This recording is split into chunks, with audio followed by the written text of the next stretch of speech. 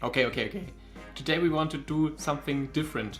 I want to try out the cheapest airbrush set on Amazon. This video is not sponsored by Amazon or by the creator or producer of any airbrush set. I just want to try out, can I get a decent cheap airbrush set? And there are some limitations. I want an airbrush with a compressor. It doesn't have to have a tank, so the compressed air is stored. But I will be looking for definitely under 100 euros. And let's go and check out what Amazon can deliver. So I have done some research and I came down to 3 sets. This one, airbrush compressor set by Timbertech, I don't know, the best Profi complete airbrush compressor set, and the set by Fengda, which seems super legit. This one has 2 airbrush and a holder and a cooling fan on the compressor. It's super nice, 84 euros. But I have read through the text and there's like UK plug only, which is not good because I live in Germany and I don't have a UK plug. So this one is already dead, and then I will simply decide for which one has like more reviews and is bought more, because this one is 80.99 and this one is 81.99. It's 1 euro. Yeah, it's pretty close. Let's see.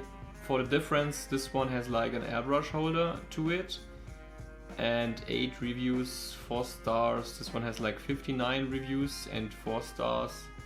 I'm not sure if it has an actual airbrush holder.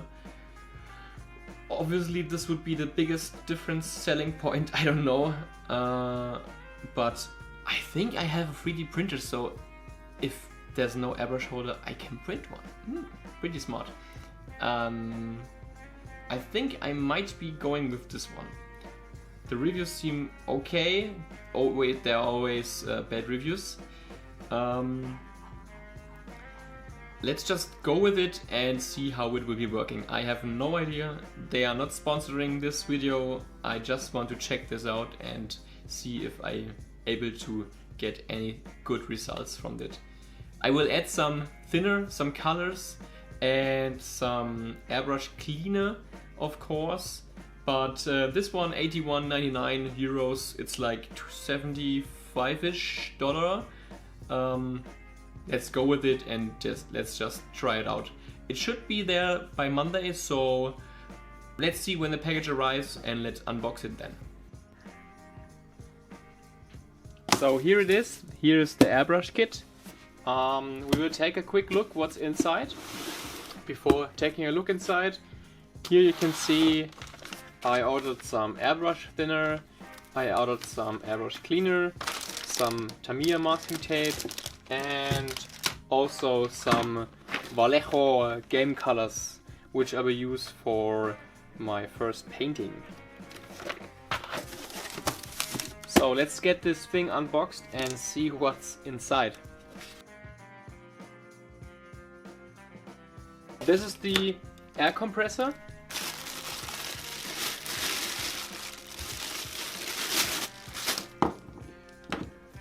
It's the right plug, important. The other one had a UK plug. It has an on-off switch, which is good.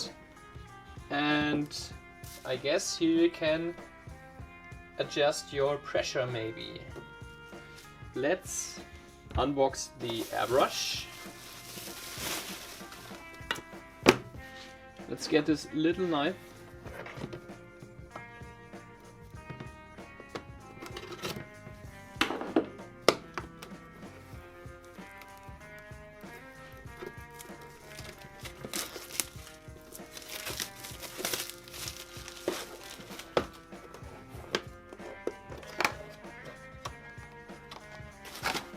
So this is the airbrush. It's quite heavy.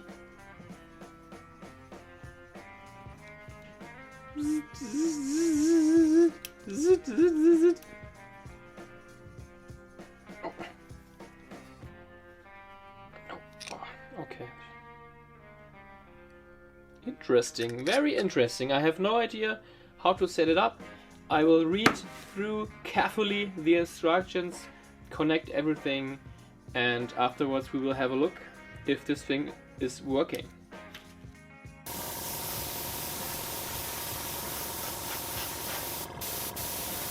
Fast forward in time. After unboxing the kit, I had it tested and I painted the Groot model which I had laying around, and I didn't send a Groot model, so I didn't record any progress video or footage of the painting. I just want to show you the result of my first ever airbrush.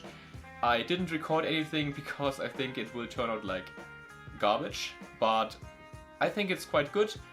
And afterwards I attacked the Thanos model, which I recorded and already posted a timelapse because I was very curious about the progress. You can see the video right here in this link.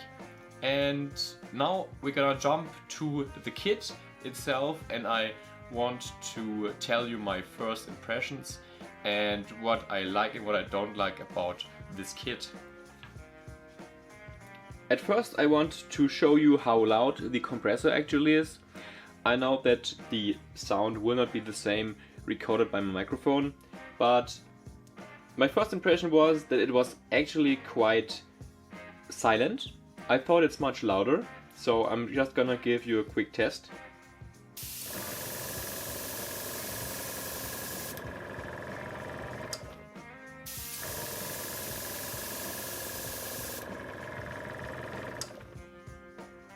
So you can see that it has these dampening foots, and at the moment it's at this cardboard, but even at the table it's not very loud. There's an on-off switch. Here you can set your pressure. At first I thought it doesn't work, but you have to twist it a little bit more than you actually think. And the setting the pressure works quite well. I'm working at 2 bar at the moment, which is sufficient for all the paints, and it can maintain the pressure. If you set it higher, like 4 bars, it will drop to 2 bars, but the initial spray will be at higher pressure. What do I not like about this compressor? When working very long, the compressor itself gets really hot. I had like a 2 or 3 hour airbrush session and it was very hot to touch. There's these cooling fins on the top, but I was really worried that it will overheat, but it didn't.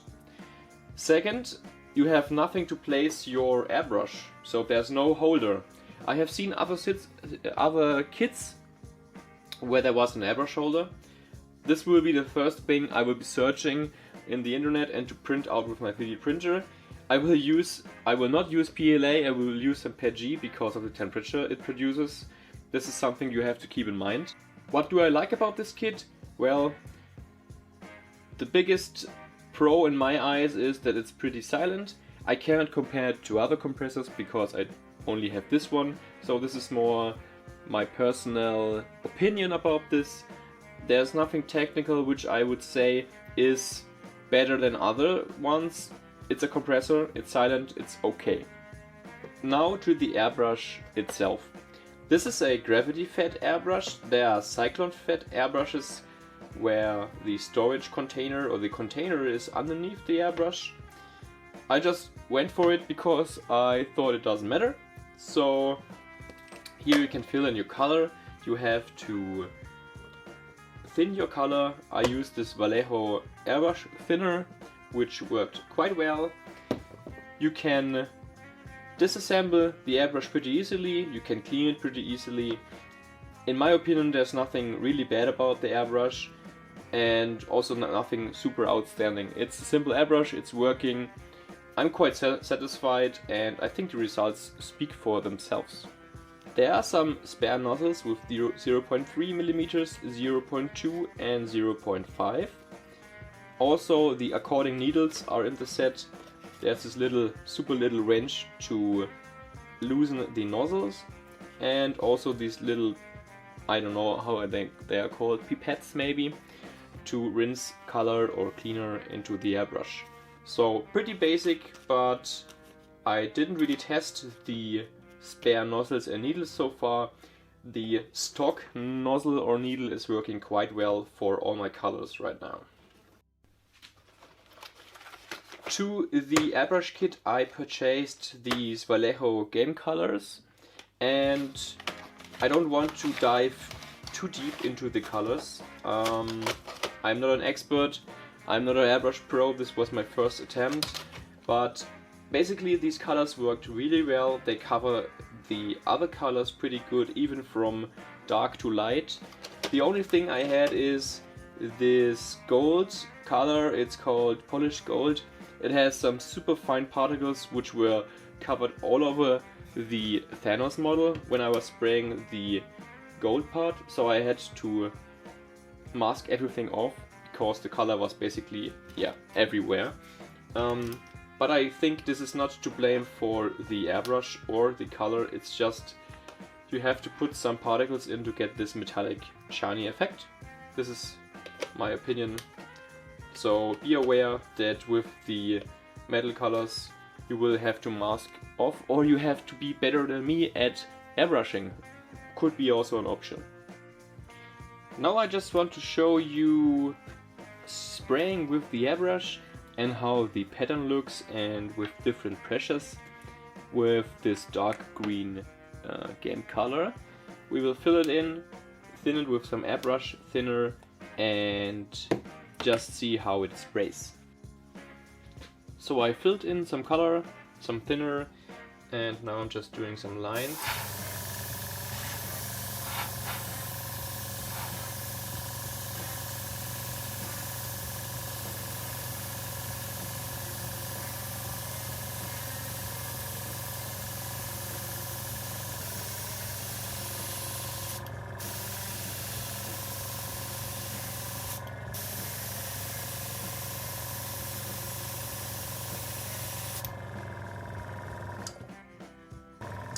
I will now increase the pressure by double, so we're going to 4 bars.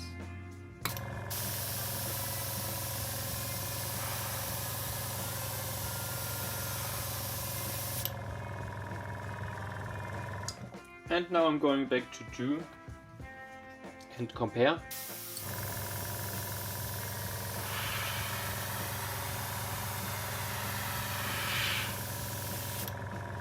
So the amount of color which is coming out is a little bit smaller with lower pressure.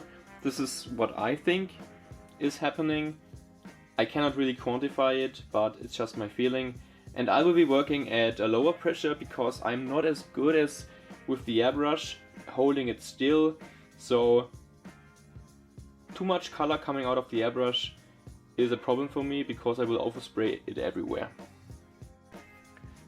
I used the remaining color of the spray test to spray some overgrowth on the groot, and you can see it's not very perfect. I will have to fade it in with some brown, but this is just my test piece and I think it's working quite well. I just have to pull the trigger, go close and apply some light green color, which works pretty easily.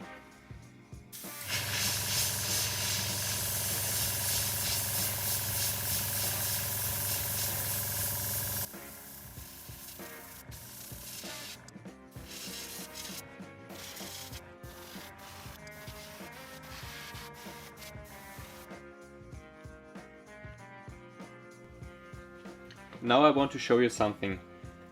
I applied too much color, too much green right here in this area, and now I want to switch back to brown to fade it out a little bit to make it look much better.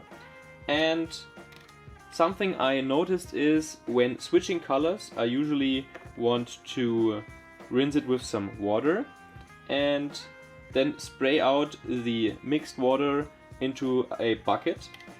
But I usually fill the bucket with some water also, and the mist of the spray will cover everything. So what I will purchase next is definitely a cleaning station, where you can just put in your airbrush and pull the trigger and all the overspray will be contained in this container. I will link a container which you can find on Amazon in the description below. This is something I will definitely purchase as next, because it's really unhandy to spray into this container as I'm doing it right now. It's really a mess.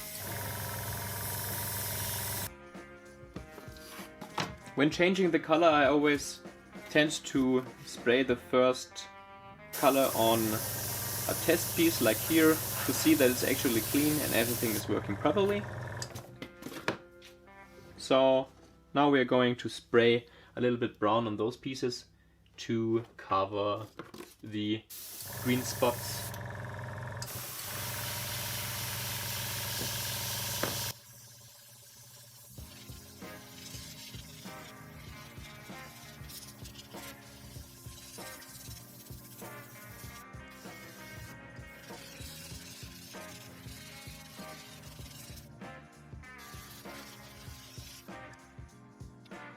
As you can see, the gradient of the color is quite good.